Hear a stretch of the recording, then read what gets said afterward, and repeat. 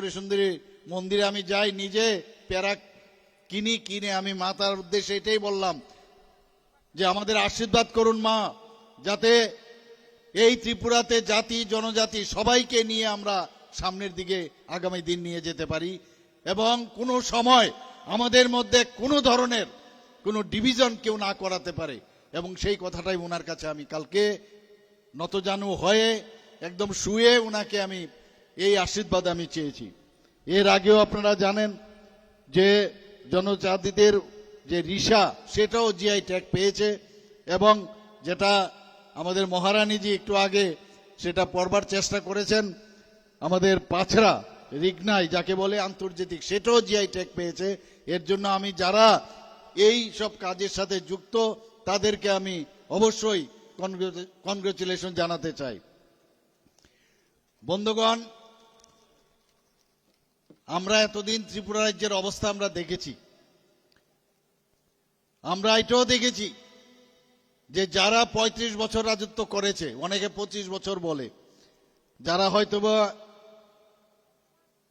মানে পরে রাজনীতি সম্পর্কে ওয়াকিবহল হয়েছেন, কিন্তু আমরা জানি ৩৫ বছর, মাঝখানে ৫ বছর কংগ্রেসের জোট এসছিল।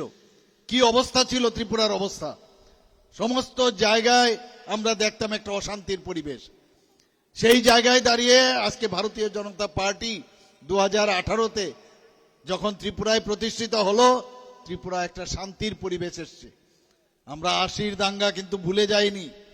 এর পেছনে কারা ছিল আপনারা সবাই জানেন, খুন সন্ত্রাস এইগুলো আমরা দেখেছি, অগ্নিসংযোগ, এর পেছনে কারা ছিল আমরা সবাই দেখেছি এবং এইগুলো আমরা দেখতাম। কিন্তু বর্তমানে আমরা কিন্তু এগুলো দেখি না। আমাদের সরকার এখানে প্রতিষ্ঠিত হওয়ার পর, ভারতীয় জনতা পার্টি এবং আইপিএফটির সরকার গঠন হওয়ার পর আমরা এই ধরনের যে অশান্তির পরিবেশ ছিল না, আমরা নিজেরার যারা আমাদের পার্টির লোক তাদের করতে দেই, অন্যদেরকেও আমরা করার সুযোগ দেই না। এই হচ্ছে আমাদের ভারতীয় জনতা পার্টির নেতৃত্বাধীন সরকার। বন্ধুগণ, আপনারা জানেন যে মাননীয় প্রধানমন্ত্রীজি বারবার বলছেন নর্থ ইস্ট যদি ডেভেলপমেন্ট না হয়, সেখানে যদি শান্তি প্রতিষ্ঠিত না হয়, তাহলে ভারতবর্ষ কোনোদিন ডেভেলপড হবে না। উনি তাই বললেন যে অ্যাক্ট ইস্ট পলিসি করলেন, কিন্তু পাশাপাশি উনি এটাও করলেন যে এখানে শান্তি প্রতিষ্ঠিত করতে হবে, শান্তি সম্প্রতি বজায় রাখতে হবে। প্রায় 11টার মতো উনি অ্যাকর্ড করেছেন এই নর্থ ইস্ট রিজিয়নে 2014-তে উনি যখন প্রধানমন্ত্রী হয়েছেন। 2019-এ এনএলএফটি এবং এনএলএফটির সাথে চুক্তি হয়। 2020 সালে ব্রু রিয়াং শরণার্থীদের সাথে চুক্তি হয় এবং বড় চুক্তিও 2020 সালে হয়েছে। 2021 সালে কার্বি চুক্তি হয়েছে, 2022 সালে আদিবাসী চুক্তি এবং পরে আসাম মেঘালয় আন্তঃরাজ্য সীমানা নির্ধারণ চুক্তি হয়। 2023 সালে আসাম অরুণাচল প্রদেশ সীমানা নির্ধারণ চুক্তি সেটা হয়। 2023 সালে ডিমাসা চুক্তি হয়, ইউএনএলএফ চুক্তি ও পরে ইউএলএফ-এ উলফা শান্তি চুক্তি হয়। এবং আপনারা জানেন কিছুদিন আগে যেটা আমার পূর্ববর্তী বক্তা বলেছেন যে দিল্লিতে গিয়ে আমাদের ট্রাই পার্টির চুক্তি কাদের সাথে হয়েছে, তিপ্রা মশার আমাদের সাথে চুক্তি হয়েছে। বন্ধুগণ, 11টা চুক্তি প্লাস এখন একটা 12টা চুক্তি কেন করেছে?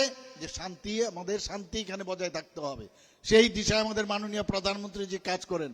আমাদের যশস্বী প্রধানমন্ত্রী নরেন্দ্র মোদীজি সব সময় এই বিষয়ে উনি ওয়াকিবহল থাকেন এবং যে কারণে আমাদের মাননীয় হোম মিনিস্টার উনিও সেদিন সেই চুক্তিতে দিল্লিতে উনিও ছিলেন।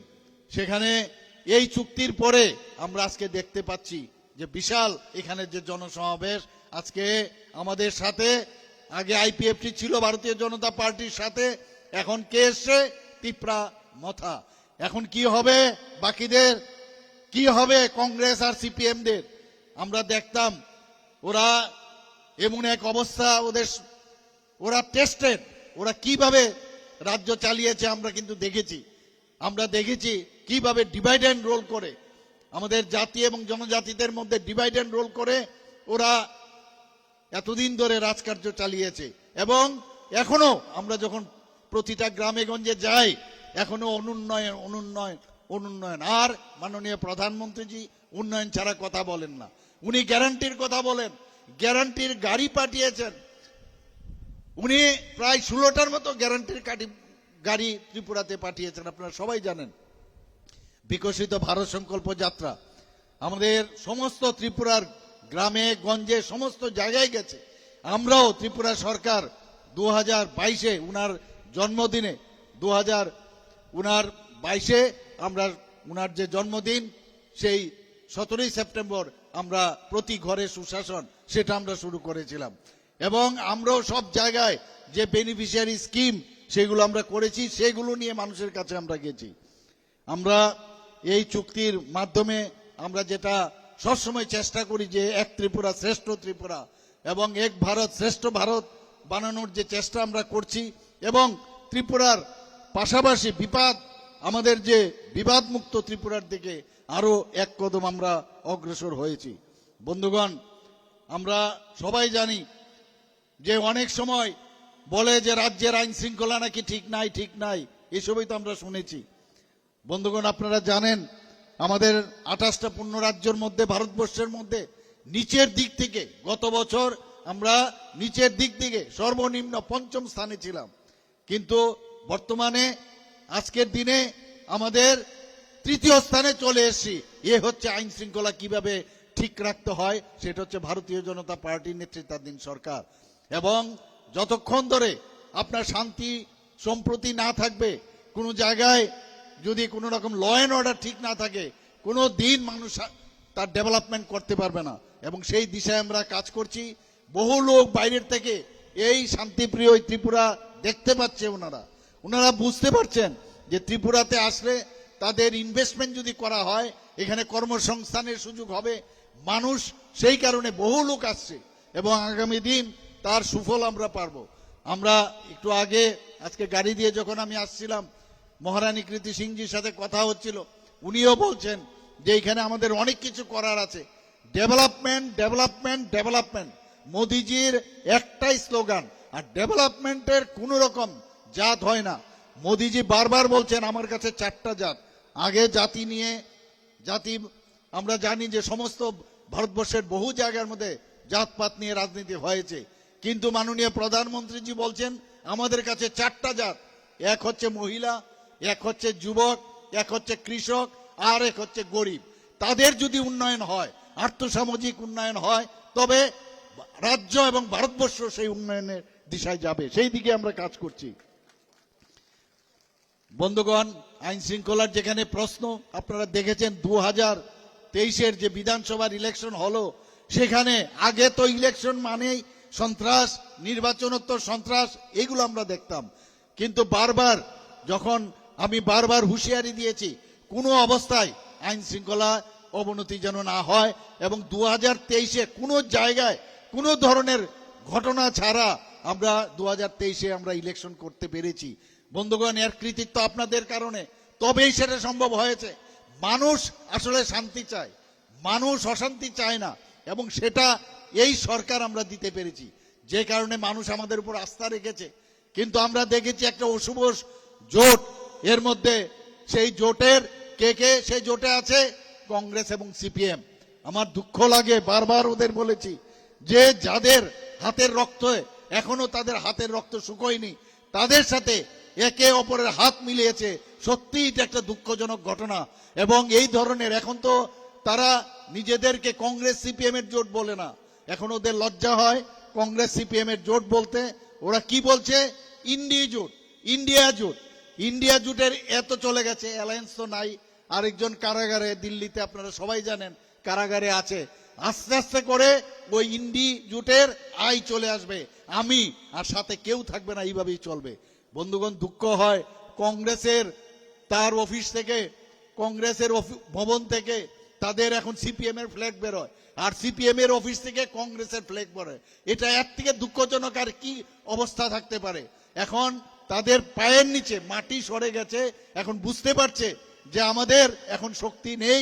এর জন্য অনেক চেষ্টা প্রচেষ্টা আমাদের যারা তিপ্রা মথার সাথে অনেকবার ট্রাই করেছে, বারবার ওনারা চেষ্টা করেছে যে ওদের সাথে কোনো যদি আমরা কোনো অ্যালায়েন্স করতে পারি, কিন্তু আমার তিপ্রা মথাসা বুঝতে পেরেছে যে একমাত্র জনজাতিদের যদি উন্নয়ন করতে হয় মোদিজি ছাড়া কোনো দিন সম্ভব হবে না।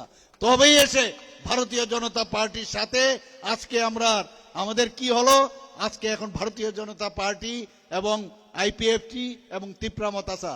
তাহলে এখন কি হবে? क्या होगा রে কালিয়া, क्या होगा কালিয়া। এখন তো কিচ্ছুই করার নেই, ওদের কিচ্ছু করার নেই এখন। বন্ধুগণ, এখন আমরা যেভাবে বিকশিত ত্রিপুরার কথা আমরা ভাবছি এবং সেই দিশায় আমরা কাজ করছি। আপনারা জানেন এই সরকার মানুষের জন্য কাজ করে। সামাজিক ভাতা 33 প্রকারের সামাজিক ভাতা আমরা দেই এই ত্রিপুরা সরকার, এবং তাতে করে ভারতবর্ষের কোথাও 2000 টাকা সামাজিক ভাতা দেওয়া হয় না। কিন্তু ত্রিপুরা সরকার আমরা আমাদের যে দৃষ্টিভঙ্গি এবং আমরা সাধারণ মানুষের কথা চিন্তা করে আমরা 2000 টাকা করে ভাতা দিচ্ছি।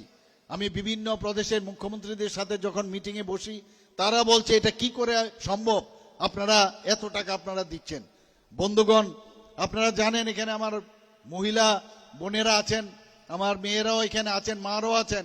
আপনারা জানেন বারবার প্রধানমন্ত্রীজি যেটা বলেন যে আমাদের নারী শক্তিদের যদি সশক্তিকরণ না করা যায় তাহলে কোনো অবস্থায় রাজ্য শক্তিশালী হবে না। আমরা সেই দিশায় 33% রিজার্ভেশন আমাদের চাকরি ক্ষেত্রে আমরা রেখেছি। বন্ধুগণ, আপনারা এটাও দেখেছেন মাননীয় প্রধানমন্ত্রীজি কিছুদিন আগে পার্লামেন্টে 33% রিজার্ভেশন রেখেছে, যাতে আমাদের মহিলাদের অ্যাসেম্বলিতে এবং পার্লামেন্টে তাদের রিপ্রেজেন্টেশন থাকে, সেটাও আপনারা দেখেছেন। এবং শুধু তাই নয়, এর মধ্যে আপনারা দেখেছেন আমাদের মাননীয় প্রধানমন্ত্রীজি বারবার বলছেন আমাদের অর্থনৈতিক অবস্থা যদি উন্নয়ন না হয় তাহলে দেশেরও উন্নয়ন হবে না।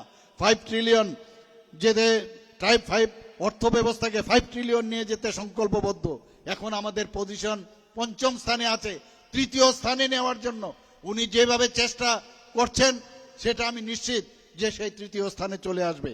বন্ধুগণ, আমরা আগে দেখতাম জিন্দাবাদ জিন্দাবাদ, দিতে হবে দিতে হবে, করতে হবে করতে হবে, এগুলোই তো আমরা দেখতাম। এবং এগুলো করার আগেই আমরা যারা কর্মচারী বন্ধুরা আছেন তাদেরকে 3% দিয়ে আমরা ভারতীয় জনতা পার্টির সরকার যখন আসলো 3% আমরা দিয়ে দিয়েছি। এখন আমরা কত পার্সেন্টেজ দিয়ে দিয়েছি? 25% দিয়ে আমরা দিয়ে দিয়েছি, এবং তার জন্য আন্দোলন করতে হয়নি। এই সরকার সংবেদনশীল সরকার, এই সেই দিশায় আমরা কাজ করছি। বন্ধুগণ, আপনারা জানেন মাননীয় প্রধানমন্ত্রীজি সবচেয়ে বড়, বিশ্বের মধ্যে সবচেয়ে বড় যে প্রকল্প তার নাম হচ্ছে প্রধানমন্ত্রী জন আরোগ্য যোজনা, আয়ুষ্মান ভারত। আমাদের ত্রিপুরাতে আমাদের টার্গেট ছিল 3.5 লক্ষ থেকে 14 লক্ষ লোককে এই কার্ড দেওয়ার, 5 লক্ষ টাকা করে পাবে সমস্ত মানুষ। সেই জায়গায় আমাদের 100% সেই কার্ড আমরা বিতরণ করে দিয়েছি। বিভিন্ন এমপ্যানেলমেন্ট আছে আমাদের বিভিন্ন হসপিটাল এবং অন্যান্য যেসব এমপ্যানেলমেন্টের যাদের সাথে আমরা মানে মৌ হয়েছে তাদের সেই সুযোগ সুবিধা এখানে বিপিএল কার্ড হোল্ডার বা অন্যান্য যে ক্রাইটেরিয়া আছে সেই অনুযায়ী ওনারা পাচ্ছিলেন। কিন্তু আমার কাছে প্রচুর লোক আসেন, গরিব মানুষ আমার কাছে আসেন, এসে বলছেন, বেশিরভাগ যারা আসেন বিভিন্ন সমস্যা নিয়ে তাদের আমি দেখলাম যে বেশিরভাগই শুধু স্বাস্থ্যজনিত সমস্যা। আমি আমাদের যে মাননীয় অর্থমন্ত্রী আপনাদের এই জেলার, ওনার সাথে আমি কথা বললাম। সেই কারণে আমরা গত বছর বাজেটে যারা, কারণ বেশি অনেক লোক আছে যারা এই আওতায় আসেন না, তাদেরকে আমরা কি করব, সে আওতায় কিভাবে আনা যায়, তো মুখ্যমন্ত্রী জন আরোগ্য যোজনায় সে একই যা যা সুযোগ সুবিধা আছে 5 লক্ষ টাকা করে প্রতিটা মানুষ, প্রতিটা ফ্যামিলি সেটা পাবে প্রতি বছরে। সে একই ব্যবস্থা আমরা করেছি, খালি কার্ডের খালি ডিফারেন্স হবে, সেটাও চালু হয়েছে। আমার কাছে গত 3-4 দিন আগে যা খবর এলো, প্রায় 5 লক্ষের মতো লোক অলরেডি সেখানে রেজিস্ট্রেশন করে ফেলেছে। এতে করে আমাদের যারা বাকি যারা এই প্রধানমন্ত্রী আবাস যোজনায় যারা কাভারেজ পাননি, সেখানের মধ্যে প্রায় আমাদের 4.15 যারা আমাদের হাউস হোল্ড আছে পরিবার, তারা সেই সুযোগটা আমরা সেটা পাবে। তাতে করে আমাদের বাজেট থেকে প্রায় 100 কোটি টাকার উপরে সেই খরচ হবে। বন্ধুগণ, আপনারা জানেন যে ত্রিপুরাতে কত ইউনিভার্সিটি, আমরা কোথায় কোথায় বাইরে আগে চলে যেতাম, এখন তো বাইরে যেতে হয় না। আমাদের এখানে সেন্ট্রাল ইউনিভার্সিটি আছে, এখানে এমবিবি ইউনিভার্সিটি আছে, আমাদের ন্যাশনাল ল ইউনিভার্সিটি আছে, ন্যাশনাল ফরেন্সিক ইউনিভার্সিটি আছে, সেন্ট্রাল সংস্কৃত ইউনিভার্সিটি আছে, টেকনো ইন্ডিয়া ইউনিভার্সিটি আছে, আরিয়াভাট ইউনিভার্সিটি আছে, ধম্মাদীপা বুদ্ধিস্ট ইন্টারন্যাশনাল ইউনিভার্সিটি সেটাও স্টার্ট হবে আমাদের সাবরুমে। মা ত্রিপুরা সুন্দরী ইউনিভার্সিটি আপনাদের ডিস্ট্রিক্টেই সেটা শুরু হতে যাচ্ছে সব দিকে। আর ইকপা ইউনিভার্সিটি তো আগেই আছে, আগে একটা ইউনিভার্সিটি ছিল। এখন আপনারা চিন্তা করুন যে পড়াশোনার জন্য আমাদের ছেলে মেয়েরা এখন বাইরে যেতে হয় না, এখানেই ব্যবস্থা করছি। শুধু তাই নয়, এর মধ্যে আপনারা জানেন খুব অল্প সময়ের মধ্যে আমরা এখানে ত্রিপুরাতে ডেন্টাল কলেজ 50 আসনের, সেটাও এখন ফার্স্ট ইয়ারের সেটা ভর্তি হয়ে গেছে, তাদেরও পরীক্ষা চলছে। এবং আগামী দিন এখানে আমরা আরো যেটা আয়ুর্বেদিক মেডিকেল কলেজ, আমাদের হোমিওপ্যাথিক মেডিকেল কলেজ, সেটাও আমরা করার চিন্তা ভাবনা করছি। 2টো মেডিকেল কলেজ আছে অলরেডি, আরো অনেকে মেডিকেল কলেজ করার জন্য এখানে আসছে। তাদেরকে আমরা বলেছি যে আইন মেনে যদি আপনারা করতে পারেন তাহলে এই সরকার আপনাদের অবশ্যই স্বাগত জানাবে। বন্ধুগণ, আপনারা জানেন যে এখানে আমরা নার্সিং কলেজও আমরা করেছি সব দিকে। এখানেও আমরা চাইছি, বহু ইনভেস্টর আসছে এখানে, 500 বেডের হসপিটাল করতে চায়, বিভিন্নভাবে আসছে। আমরা সব খতিয়ে দেখছি, যদি আসে তাহলে ওদের সে অ্যাকাউন্টেবিলিটি আছে কিনা। অর্থাৎ একদিকে education hub, national education policy মাননীয় প্রধানমন্ত্রী 2020-এ যেটা করেছে সেটাকে আমরা লাগু করেছি, সমস্ত কলেজগুলোতে শুরু করেছি, সেই দিশায় আমরা কাজ করছি। আবার আরেক দিক দিয়ে যেখানে স্বাস্থ্য ব্যবস্থা, সেখানেও আমরা একটা এখানে মেডিকেল হাব করারও আমরা চিন্তা ভাবনা করছি। বন্ধুগণ, আপনারা জানেন যে বহু জায়গার থেকে খালি খবর আসে বা আমাদের কাছে প্রস্তাব আসে যে একজন স্পেশালিস্ট দিন, কিন্তু স্পেশালিস্ট তো বললেই হবে না। তার জন্য আমাদের এখানে মাত্র 85 জন, আমাদের 85টা সিট ছিল আমাদের এজিএমসিতে, আগরতলা গভর্নমেন্ট মেডিকেল কলেজে।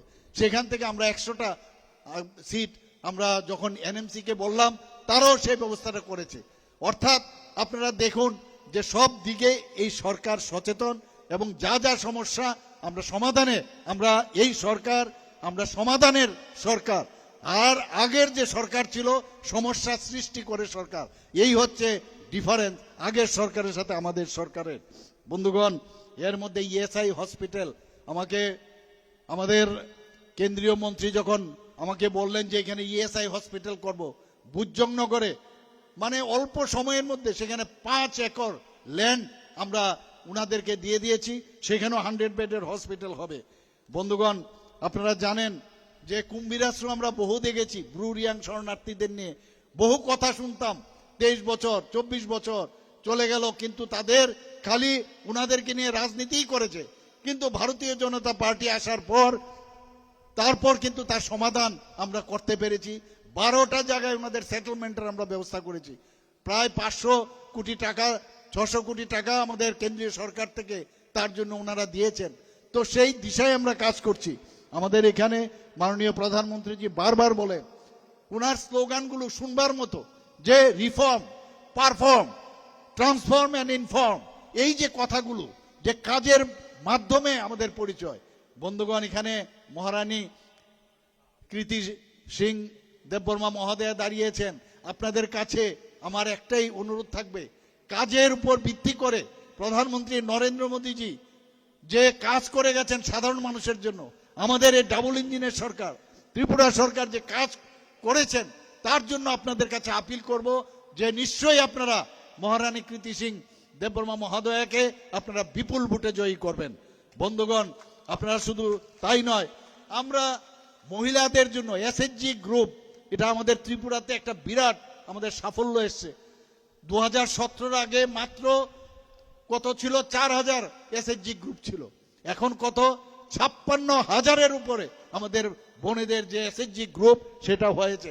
এবং তাতে করে প্রায় 5 লক্ষ লোক তার মধ্যে আমাদের মহিলারা তার মধ্যে যুক্ত হয়েছে।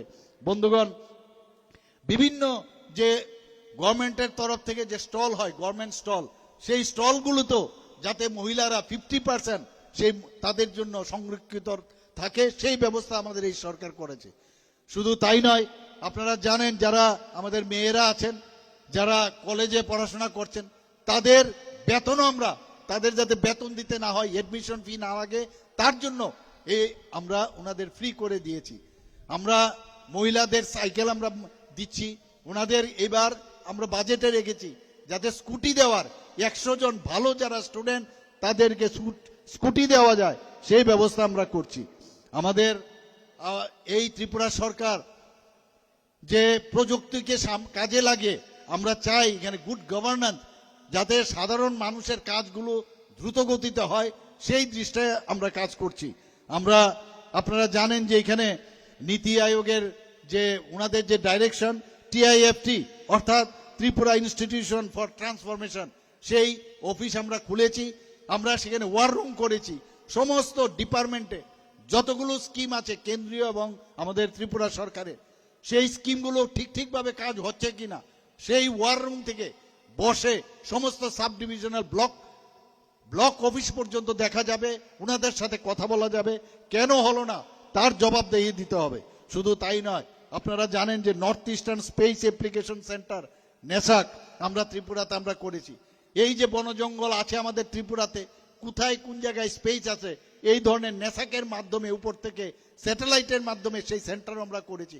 কোথায় আমাদের রিপ্লান্টেশন করতে হবে, কোথায় আমাদের এনক্রোচমেন্ট হচ্ছে, কোথায় বাঁধ যেগুলো আছে আমাদের রিভারের, সেই রিভারের কোথায় ইরোজন হচ্ছে, সব এই নেসাকের মাধ্যমে দেখা যায়।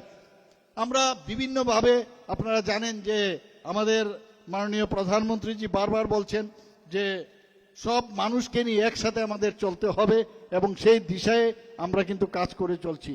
বন্ধুগণ, আমি কিছু স্লোগান আপনাদের জন্য এনেছি, আমার সাথে আপনাদের বলতে হবে। আমি যদি বলি ফির একবার, আপনারা বলবেন মোদি সরকার। ফির একবার, মোদি সরকার। ফির একবার, ফিরছে আবার, মোদি সরকার। ফিরছে আবার। মোদি সরকার। ঘরে ঘরে দরকার, মোদি সরকার। ঘরে ঘরে দরকার, মোদি সরকার। যুব শক্তির দরকার, মোদি সরকার। যুব শক্তির দরকার, মা বোনদের দরকার। জোরে বলতে হবে, আওয়াজ কম দিদি, জোরে বলতে হবে। মা বোনদের দরকার, মোদি সরকার। গরিব ভাইয়ের দরকার, মোদি সরকার। রাজ্যে রাজ্যে দরকার, মোদি সরকার। 24-তে দরকার। মোদি সরকার। তাহলে আপনারা আমাদেরকে কথা দিচ্ছেন যে 26 তারিখ যে ইলেকশন হচ্ছে, 26 এপ্রিল, আমাদের এই পূর্ব আসনে যিনি দাঁড়িয়েছেন, ওনার নামটা আপনারা বলুন তো, কে কে বলতে পারবে বলুন এখানে। মহারানী, আমার সাথে যে বলুন, মহারানী কৃতি সিং দেববর্মা মহোদয়া। কি চিহ্নে ভোট দেবেন? পদ্ম চিহ্নে। কি চিহ্নে? সবাইকে অসংখ্য ধন্যবাদ, নমস্কার, জয় হিন্দ। অসংখ্য ধন্যবাদ।